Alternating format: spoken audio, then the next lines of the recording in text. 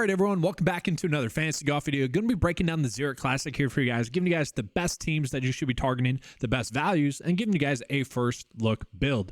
But first, I do want to get into a quick recap from last week. Last week was a little bit strange in terms of the ownerships.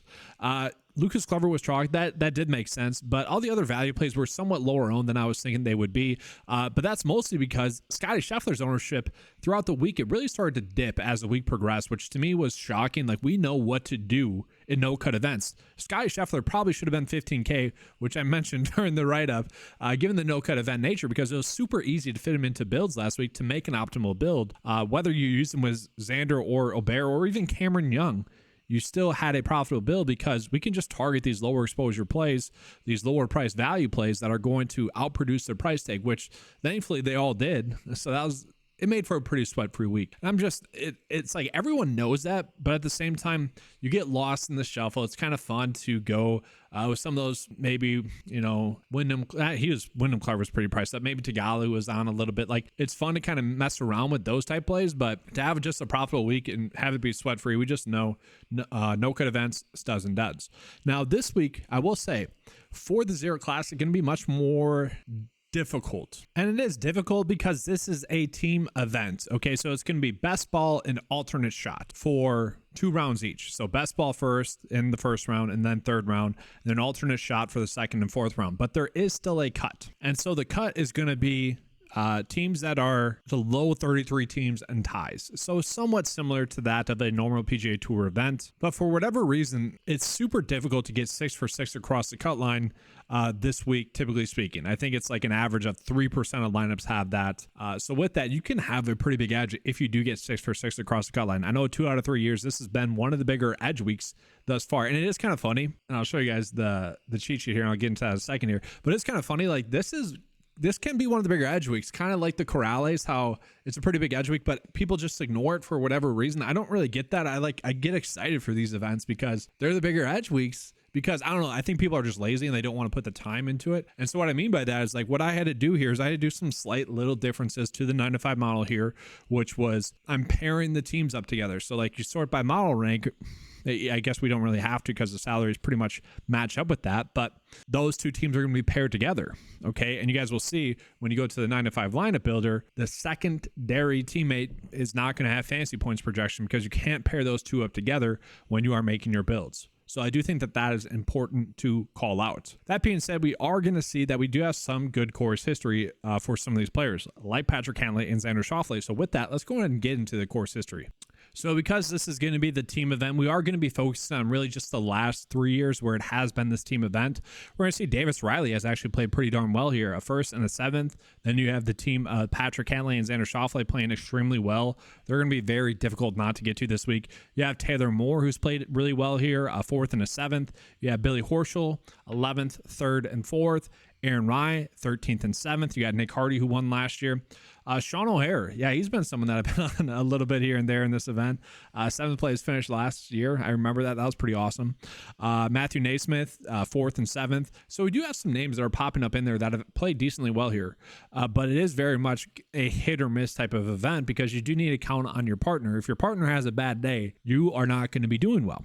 And so what I'm focusing on for the Stat Fit and why we've been able to do decent in regards to this event is I just typically look at golf stats that are going to just target golfers that are playing good golf. So we're looking at effective scoring, which is the 9-to-5 stat that takes in strokes gained total, strokes gained tee to green, scoring before the cut, strokes gained differential, and just like made cuts. Basically, which golfers are going to be good cut maker targets for us. But we also are going to be looking at ball striking, total driving. That's going to be key. But just golfers that are going to be hitting greens, hitting fairways, setting their partners up for success. Now, yes, you could get away with targeting some golfers that are going to be strong off the tee, long off the tee, and stuff like that. But for the most part, those are going to be the players that are popping up anyways. So I just want to be targeting golfers that are going to be hitting good golf shots. Really reduce the risk because, again, we do want to be getting 6 for 6 across the cut line because that could end up being pretty darn huge. And so with that, let's go ahead and take a peek at recent form. Now, again, it's a little bit nuanced here because what we would want to look at is team recent form, but I want to keep the StatFit recent form specialist data, course history as separate data points, and then just look at made cut percent, fantasy score, and model rank. Those are all for the group. Just because I do think that this is still a good practice to go through. And so we do see Xander in the best recent form. No shock there. Just insanely good cut maker. Then you got Tagala. He's going to be someone I do think we're going to be looking at again. Rory continues to be, I would say, still overpriced. I just, when are we going to get a price tag on Rory that makes him actually an intriguing play? That makes him a play that we can't just X off on the week. And maybe that's not this week playing with Shane Lowry, but he's kind of been disappointing lately as well. Tom Hoagie popping up in some strong recent form as well. He continues to produce some pretty good results. Patrick Cantley has been playing better. Taylor Moore fell off in the weekend. Corey Connor's been a little bit of a disappointment there. Matt Fitzpatrick been trending in the right direction, but this is where it really kind of falls off. We can see that, guys. Like it does get ugly kind of fast there recent form wise. Specialist data, I don't think we really need to get into this too much. Again, this is just pulling in the unique characteristics for that week's stats for the course. But I do think it is interesting to look at the type of event that we have. It's alternative type event. And so we have like match play that goes into this, Ryder Cup stuff. We get a little bit of this, but I do think that that's kind of an interesting stat to look at. So you got Rory in there, then Xander, then Cantley, then Andrew Putnam. So that's interesting there. Taylor Moore, Garrick Higo, Gary Woodland. That's probably dated, but it's just something to look at. And this I might actually be using as a 50-50 decision making. The alternative events where it's not a full tournament field event, it's not a no-cut event. It's kind of just a special event where there's just weird nuances to it. So I do think that that can be an interesting stat to look at. But with that, guys, let's go ahead and get into the 9-5 cheat sheet. We'll go over the top plays. So last year at this event, I ended up doing what I did the previous year, which was to bet Patrick Cantley and Xander Schauffele to have the first round lead and win. That was the only bet I recommended for outright purposes. And I might be there again this year. They ended up with the fourth place finish, obviously not winning. But if we're going to have a random team win like we did last year, I shouldn't exactly say that. Like Davis Riley and Nick Hardy winning were kind of like a lot of the winners we have had this year, where it's like you could have somewhat maybe ended up on them, like just randomly more so, but they're not plays that like stand out for say. I guess that was Davis Riley and Nick Hardy, but I do think we're going to see more so of those teams that you think are going to play well, but they might be a little bit different than maybe other people think across the space, across the industry. So let's get into that. Now, I will say I'm not going to be looking at anything like strokes gained vibes of teams. I'm just going to be looking at it from a data perspective. And so we are going to see Patrick Cantley and Xander Schauffele. Those are going to be the two best teams or two best players on the best team in this field. I mean, they just kind of are. You could say Tagala is the second best player currently. But really, or maybe Colin Morikawa based off his last two events. But that's who you'd be looking at. But really, I do think it's safe to just go with Patrick Cantley and Xander Schauffele and kind of figure out the rest of your builds from there. And so that's what we're going to do. I'm going to go with Xander just because I like him. But when you guys are doing the 9-to-5 lineup optimizer, again, it will just factor in one of the golfers only because that's all you can roster. From there, yes, Rory and Shane Lowry are popping up as good plays. They're both arguably the two best golfers stat fit wise. Form wise as well, it's not like Rory's been playing poorly. He's just been overpriced where he's just not paying off his price tag. And I would argue that could happen again. But these two players, their games probably do complement each other pretty well. And I would say Rory's playing in this event to win an event. To me, that just makes sense. There is some narrative that I saw or some news that he might be back on the PGA Tour advisory board. I don't know if that's a good thing or bad thing, but maybe that just gets him a little bit more invested in playing good golf again. I don't know. There could be something there. There could not be. But for the most part, thus far this season, when you have wanted to count on Shane Lowry, he's been a disappointment. We haven't been able to count on Rory given his pricing just yet. I'm very interested to see what their ownerships are as a team. And man, I got to try to figure out how to do that this week. I didn't even think about that. But if they're not going to be like high owned or talked about a lot, I could see being on them more than the field or overweight on the field. But as it sits right now, I do see them as a little bit too risky. You guys are going to see they are the second best team though on paper. So I don't think we should be ignoring them. You could potentially go these two teams together and then just really try to figure out from there. But I do think Tagala and Willie Z are going to be two really strong options here. So Willie Z could not play in this event last year because he was injured. Played it really well in this event the year prior to that, though. 7th place finish. You got Tagala, who missed the cut in his first start here, but then a 23rd place finish. He has been someone that's been trending in the right direction for a win as well. Given the price difference that we have between Rory and Shane Lowry, I think I would just rather go with Tagala and Willie Z. Especially just across the board, they are looking like strong plays besides the course history for Tagala. But that one missed cut, I'm not too worried about. Now, you do want a better finish than a 23rd place finish as well. But across the board, these two golfers are looking very strong, and they're just going to be difficult to ignore. And I will say the next team here is a little bit surprising that I like. Kurt Kitayama and Collin Morikawa. Now, these two have never teamed up together for this event, but they have both played it. And so Collin Morikawa, I forget who he played with now. Was it Victor Hovland? I think it was Victor Hovland in the last couple of years. Anyways, it didn't work out. I remember them actually being kind of easy fades because they're like the highest priced team and just in a line as being like great plays. But Kurt Kitayama has played well here, and they're both Las Vegas residents. I think that has something to do with them teaming up together.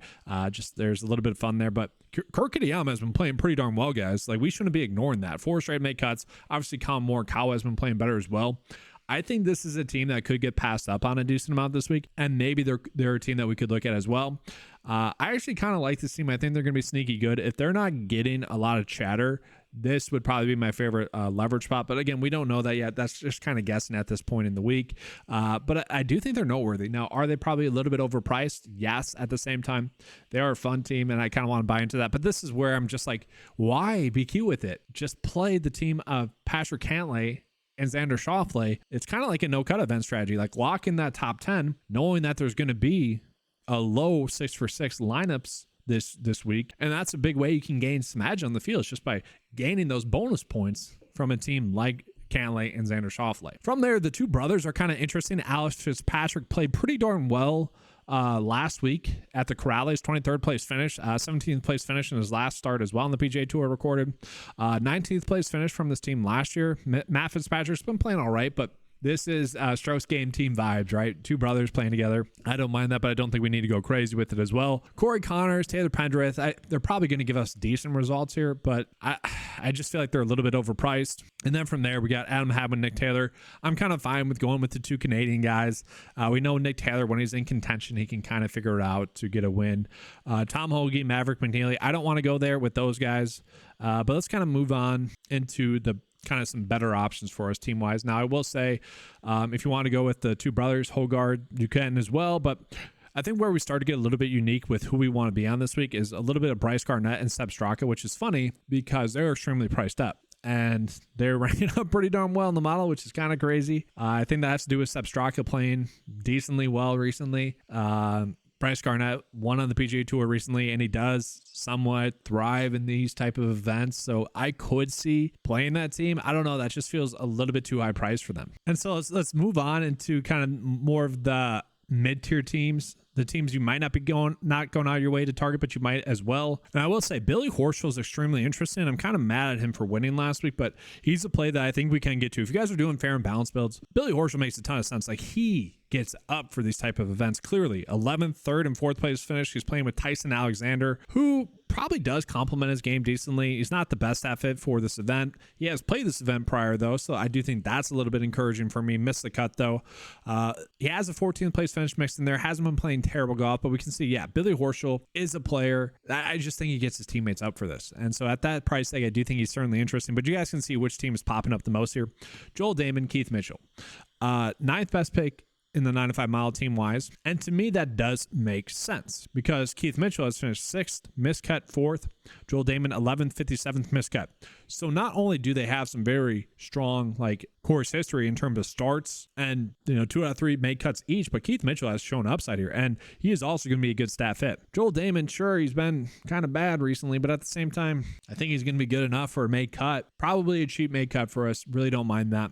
From there, Bo Hosler, Sam Ryder, they're definitely a fine team, but the team that's popping up the most and the team I'm probably going to be going out of my way to target the most given their pricing is going to be Chan Kim and Doug Gim. Doug Gim has played this course 3 straight years now, missed the cut last year, but 63rd, 11th place finish the year prior to that. And yeah, okay, I do remember this. So yeah, -6 on this team. I think I was on them a little bit in the opening round and then +1. So that is something to call, guys. Like, your team should be shooting even par in the second round, but because they're playing best score in round 1, it's typically going to be pretty low.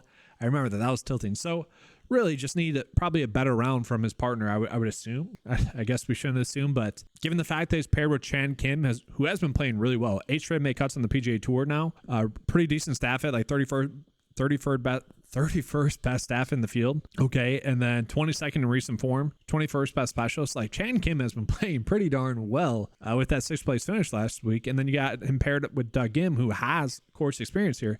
That to me is pretty encouraging. That to me is actually kind of exciting. And so I do think that that's a team I want to be going out of my way to play. And so pricing wise, especially if we're playing up for Xander and Cantlay, I think we want to be getting to them next. Like they're just the next logical option to me. And so I'll go Chan Kim. I feel pretty comfortable getting to those guys. Now we're going to see some other teams that are popping up in there as well as decent options like Victor Perez and Daniel Berger. I'm kind of fine with those. Berger started off the week hot last week, tailed off. Victor Perez has been playing pretty well, had a battle to make the cut, but they're traveling. I don't know if that factors into it for you guys at all, but interesting to note. Andrew Novak, Davis Thompson made 2 straight cuts in a row. Or 3 straight cuts in a row, they're fine. I'm kind of mad at Putnam for pairing with Garrett Kigo, but Garrett Kigo has played well here, a 7th place finish at this event 2 years ago.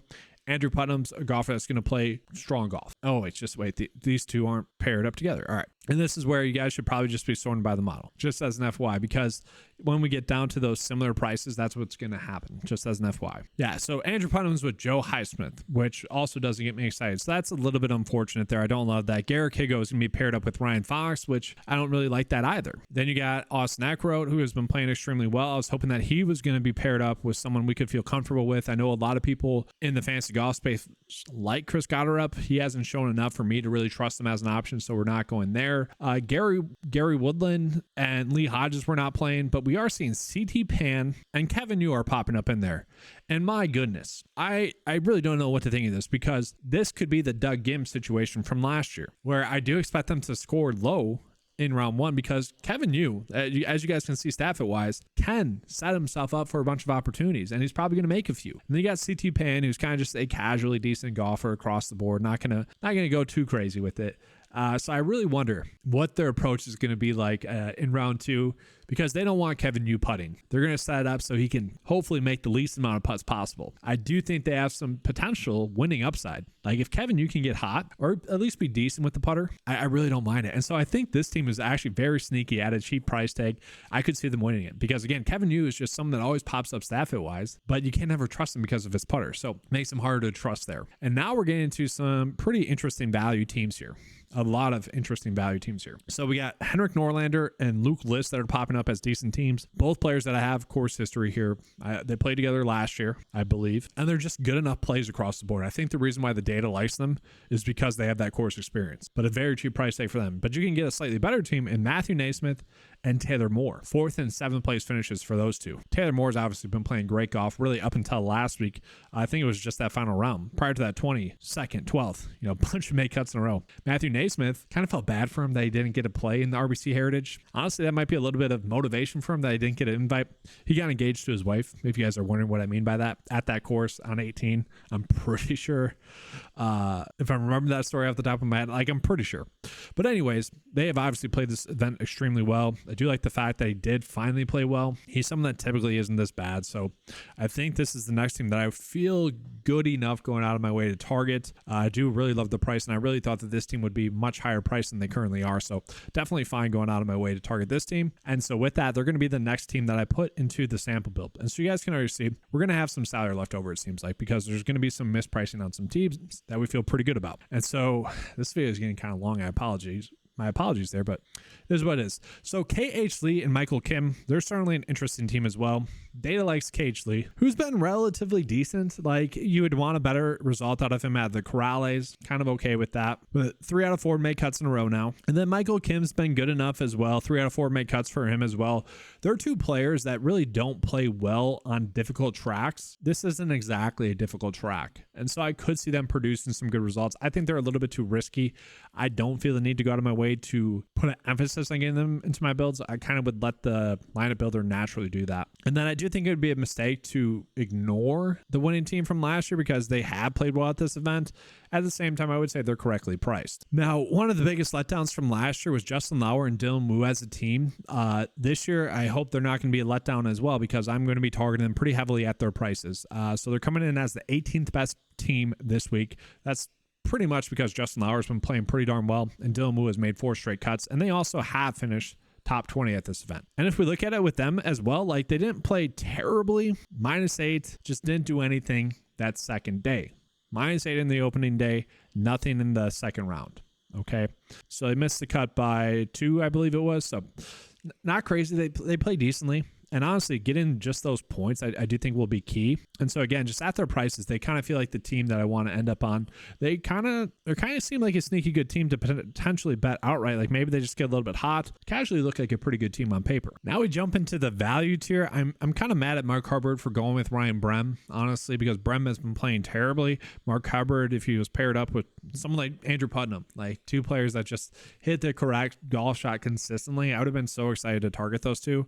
We don't have that, can't do that. So I'm probably going to be avoiding this team, but they're fine. They're more of a shoulder shrug team. A sneaky good team, if Justin Suh was playing better, would be him and Ricky Hoye. I don't know if that's how or Rico Hoye. I don't know if that's how you're saying his name, but Rico and Justin Suh are going to be 2 decent options. Suh at least has course experience here, 23rd and 11th place finish. Rico has been playing pretty well on the PGA Tour lately, so a team you could look at, but a team you probably don't need to go crazy with. We got Peter Malnati and Russell Knox, 2 teams that, again, have course experience, but we're not going to go crazy with that. And I don't want to go crazy with these 2 either, but I do think they're kind of worth a look. Robert Streb and Troy Merritt, again, going to be 2 golfers that consistently just somewhat hit the correct shot. They finished 13th at this event last year. They're going to get some random stuff here, but they do have that course experience. And I'm fine absorbing some risk by targeting some players that have some course experience. Now, they haven't been playing extremely well. We know that. Troy Merritt opened the Corrales up, I think, with the lead for most of day 1, and then just Troy Merritt his way to not the best week, unfortunately. Not the best course for him as well. A little bit of a better track for him, but these are 2 value plays that wouldn't be surprising to see make the cut. Like, I'm fine with them. And so then we have some teams that we don't have enough data on, like, to formally give a proper ranking. I don't mind these 2 together, and it's because of Adrian, just as an FYI. I don't mind those 2. I think these 2 can pop. I'm kind of fine with this team. Both had good weeks last week. I actually really don't mind Jimmy Stanger. He's been a casually good staff at this whole year. And so again, just as an FYI, that's going to be why some of these plays aren't popping up as much as you would think they would be. So Sean O'Hare, I do think it's we can't ignore that course experience. We really can't. And he's someone that also is just going to hit the correct golf shot week in and week out. So I don't think we should ignore that as well. But once you dip down that low, like into that value tier, it's just you're trying to guess to get lucky. So with that, guys, let's go ahead and give you guys a first look build, and I'll show you guys it on the lineup optimizer as well. And so we already have a pretty good start here. And you know what? I was looking at, I think no, never mind. I was going to say, I don't mind Hayden Springer and his team with Tom Whitney. Casualty team, I think could make the cut. They've just been playing good enough. You got the Cody twins as well. Some people are going to be targeting them probably. Yeah, you got Stanger here. I'm kind of okay with those 2. And you know what, guys? I might just go with some blind trust here in Troy Merritt and Robert Streb. So that way we can pay up for another good team. And Keith Mitchell and Joel Damon, I'm kind of okay with that. I'm kind of okay with scheduling a miscut, which an event where 6 for 6 is going to be pretty rare. I'm kind of okay doing that. That's something I've done in the past in situations like this, where if you're trying to make a profitable build, I really don't mind scheduling a miscut and then just going with the other plays that stand out. Now we'll go ahead and see if the data is agreeing with the first look build, and we'll jump into the 9 to 5 lineup optimizer. And so again, just as an FYI, guys, this is going to be defaulted to the first player in the salaries who's going to have the fantasy point projection, because you can only have 1 player per team, just as an FYI. So I'm just going to generate this, no sort of settings to it, and I have to adjust two projections to get it to run, so whatever. And so here we go, generate it, and we're just going to see kind of what it's spitting out as the best lineups, and really no shock. It likes Billy Horschel, Keith Mitchell, Doug Ginn, Berger. So it is trying to go more of a fair and balanced approach, which I don't know if that's going to be what we should be doing. So for me, here's what we're going to do. We're going to bump up this projection for Patrick Cantlay to 120, telling the data I really want to get him in there. And we'll just do 3 unique players, 35% max exposure for 20 builds. We'll just see if that gets us to more Patrick Cantlay, because I do want to put an emphasis on that. And so we got closer to 30%. So it is really trying to do a fair and balanced approach. So what I'm going to do, and this is just for example purposes, giving you guys a first look build, seeing if the data kind of agrees with it. And still, for the most part, giving us the same lineups, but now it's giving us a little bit more of Patrick Cantlay since I bumped up those projections a little bit, but this would technically be the best build on paper. That's going to be all. I know this video was a little bit longer than it typically is. I don't know. I have fun breaking down these events. Hopefully you guys did as well. I didn't get into any of the like team narratives and whatnot. Did they play together? Do they live together? Or in the same state together. Like, why are they playing? I don't know if that really matters. It's kind of nuanced stuff. Fun to look at. More fluff related, I would say. Can be fun to look at, though. So if you guys have any narratives that you're buying into, let me know in the comment section below. I do think that's fun. That's going to be all for today's video. Thanks for watching. And as always, let's keep cashing.